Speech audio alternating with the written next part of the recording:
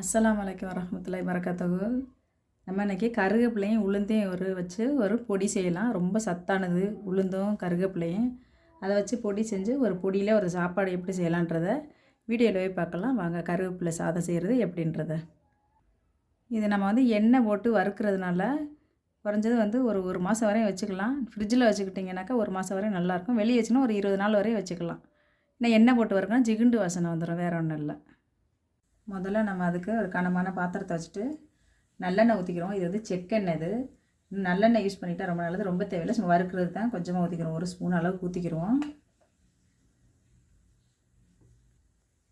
கட்டி பெருங்காயம் ஒன்று உடச்சி வச்சுருக்கேன். இதை முதல்ல பொரித்து எடுத்துக்கிடுவோம்.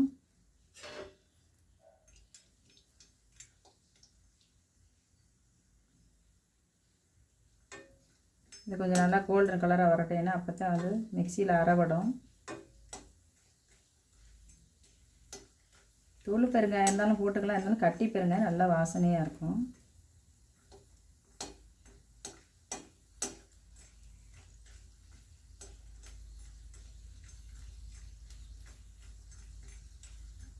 கோல்டு கலர் ஆயிடுச்சு. இப்போ நம்ம பெருங்காயத்தை எடுத்துருவோம். எடுத்து ஒரு தட்டில் போட்டு ஆற வச்சுருவோம். ஆறணும் இதெல்லாம். அதே பாத்திரத்தில் ஒரு 100 உளுந்த பருப்பு வச்சுருக்கேன்.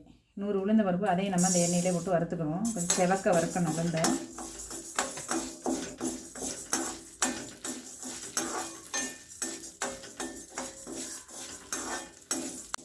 கொஞ்சம் பாதி இந்த கலரில் வறுத்து வச்சு இந்த மாதிரி வறுத்தோன்னா நான் என்ன பண்ணுறேன், கொஞ்சோண்டு புளி வெயிலில் காய வச்சு வச்சுருக்கேன். இருந்தாலும் இதில் லேசாக வறுத்துக்கணும். வறுத்துட்டா நம்மளுக்கு நல்லா அரைக்கும். ஒரு விரல் சைஸ் நான் பிச்சு இந்த மாதிரி மெலிசாக வச்சுருக்கேன். வெயிலில் காய வச்சேன். இதை நம்ம அதில் போட்டு வதக்கிறோம். கொஞ்சம் நேரம் போட்டு ஒரு 10 மிளகா நிறைய சாப்பிட்டிங்கன்னா எக்ஸ்ட்ரா கூட சேர்த்துலாம். இது கொஞ்சம் காரமான மிளகா, ஒரு 10 மிளகா அதையும் கூட சேர்த்து வறுத்துக்குவோம். நம்ம கொஞ்சம் அந்தளவுக்கு வறுத்தாச்சு. இப்போ நம்ம இதையெல்லாம் எடுத்துருவோம். எண்ணெய் அந்தளவுக்கு இருக்காது, கொஞ்சமாக தான் இருக்கும். எடுத்துருவோம்.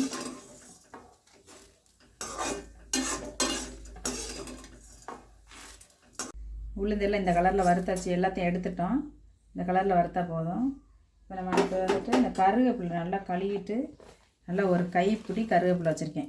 கருவேப்பிலை எவ்வளோ சேர்த்தாலும் நல்லா தான் இருக்கும். அதை எண்ணெய் எக்ஸ்ட்ரா வேணால் அந்த சட்டிலே நம்ம வறுத்துக்கிடலாம். இதை போட்டு நல்லா வறுத்துக்கிடுவோம்.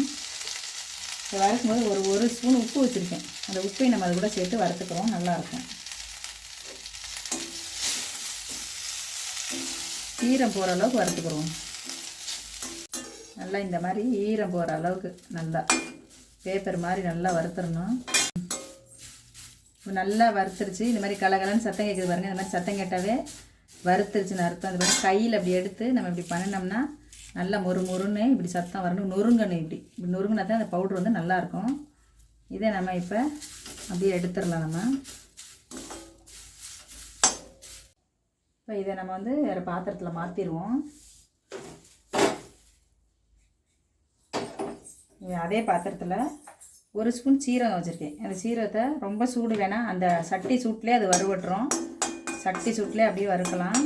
எண்ணெய் எதுவும் தேவையில்லை, வெறும் அந்த சட்டி சூட்லேயே வறுத்துரும். அது லேசான சூடு இருந்தால் போதும் அதுக்கு. இப்போ நம்ம அடுப்பை ஆஃப் பண்ணிடலாம். போதும், அவ்வளோதான். நம்ம கருவேப்பிலை பொடிக்கு தேவையானதெல்லாம் நம்ம வறுத்தாச்சு. இதை நம்ம ஆறினோடனே பவுட்ரு பண்ணிவிட்டு இந்த கருவேப்பிலை பொடி சாதம் செய்கிறது எப்படின்றத நம்ம வீடியோவில் பார்க்கலாம். ஆறட்டும். இப்போ இதை நம்ம இந்த சீரகத்தை நம்ம அதையும் இதை கூட கொட்டிடுவோம். அவ்வளோதான். இதெல்லாம் ஆறட்டும். ஆறினோன்னே நம்ம பொடி பண்ணலாம். இப்போ இது ஆறட்டும். ஆறினோன்னே நம்ம பொடி பண்ணிட்டு வந்துடலாம். இது ஆறட்டும் நல்லா. இப்போ இது நல்லா ஆறிடுச்சு, சில்லுன்னு ஆயிடுச்சு. இப்போ நம்ம இதை பவுட்ரு பண்ணிட்டு வந்துடலாம். போயிட்டு எல்லாத்தையும் இதில் சேர்த்துட்டு மிக்ஸி ஜாரில் சேர்த்துட்டு எல்லாத்தையும் நல்லா பவுட்ரு பண்ணிக்கலாம். இதை நைஸாக பவுட்ரு அரைச்சிட்டு வந்து பார்க்கலாம். நம்ம இப்போ நம்ம நைஸாக அரைச்சிட்டு வந்த பாருங்கள். பவுட்ரு எவ்வளோ அழகாக இருக்குது பாருங்கள். இது ரொம்ப சத்தானது. இது அந்த காலத்துலாம் கருவேப்பிலை பொடி அரைப்பாங்க. இது ரொம்ப ரொம்ப நல்லது, உடம்புக்கு நல்லது, முடிக்கு நல்லது. இந்த மாதிரி அரைச்சி வச்சுக்கிட்டோம்னா நம்ம ஈஸியாக சாப்பாடு செஞ்சுட்டு இதை போட்டு கலக்கிக்கலாம். அரைக்கிற அன்றைக்கி மட்டும் தான் வேலை. இப்போ நம்ம இதில் நல்லெண்ணெய் ஊற்றிக்கிறோம். நல்லா நல்லெண்ணெய், நெய் எது வேணாலும் ஊற்றிக்கலாம். ரொம்ப நல்லாயிருக்கும். அதாவது 2 டேபிள் ஸ்பூன் நல்லெண்ணெய் ஊற்றிக்கிறோம். சட்டி சுட்டோன்னா நம்ம கடுகு போட்டுக்கிறோம். கடுகு பொரியட்டும்.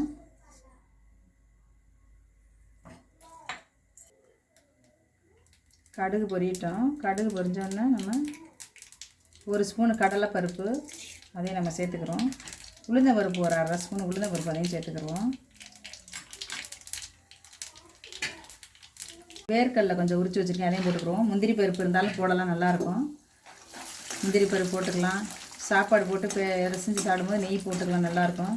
அதை விட நான் ஒரு ஆறுக்கு கருவேப்பிலையும் அதை விட சேர்த்துக்கிடுவோம்.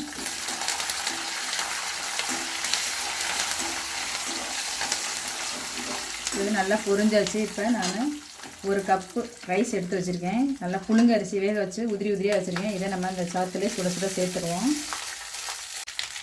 சோத்து இப்போ போட்டு இதில் சேர்த்தாச்சு. இப்போ இது கூடவே நம்ம இந்த பொடியையும் நம்ம இது கூட சேர்த்துக்கிறோம். முதல்ல நீங்கள் பொடியை அரைச்சி வச்சுக்கிட்டீங்கன்னா எவ்வளோ உங்களுக்கு காரம் வேணுமோ இன்னும் கூட அதிகப்படுத்திக்கிறங்க. சேர்த்து நல்லா கிளறிட்டோம்னாக்க நம்ம கருவேப்பிலை சாப்பாடு ரெடி ஆயிடுச்சு. நல்லா சுட சுட இப்படி கிளறிட்டு நெய் ஊற்றி பெனஞ்சும் சாப்பிட்லாம், இப்படியும் சாப்பிட்லாம். நல்லாயிருக்கும், ரொம்ப நல்லாயிருக்கும். இந்த பவுடரை வச்சு நம்ம துவையெல்லாம் அரைக்கலாம், நல்லாயிருக்கும். கருவேப்பிலாம் உடம்புக்கு நல்லது. பிள்ளைங்க தூக்கி போட்டுருவாங்க. இந்த மாதிரி பவுடரை அரைச்சி சோறு கிளறி கொடுக்கும்போது பிள்ளைகளுக்கு உடம்புக்கு நல்லா சத்தம் சேரும். நல்லா லஞ்ச் பாக்ஸ் எல்லாம் கட்டுறதுக்கு ரொம்ப நல்லாயிருக்கும், கெட்டு போகாது. இந்த மாதிரி சூடாக கிளறி இருங்க, அவ்வளோதான். நம்ம அடுப்பு ஆஃப் பண்ணிடலாம்.